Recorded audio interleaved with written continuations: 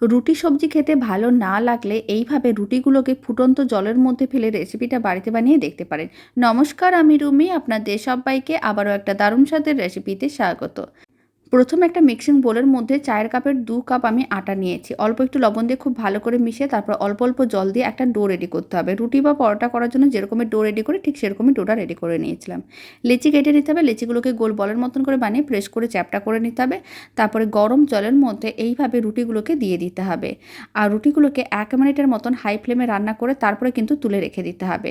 তারপরে সমস্ত রুটিগুলো সেদ্ধ করে নেওয়ার পরে এরকম একটু সরু সরু করে কেটে নিচ্ছি। তবে আপনারা আপনাদের যেরকম সাইজে মনে হবে সেরকম কেটে নিতে পারেন।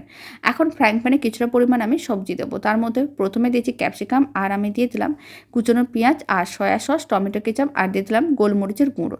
স্বাদ অনুযায়ী লবণ দিয়ে রেখেছিলাম। সবজিগুলো যখন ভাজা হয়ে আসবে তখন কিন্তু কেটে রাখা রুটিগুলো দিয়ে ভালো করে মিশিয়ে নিতে হবে, তাহলেই রেডি।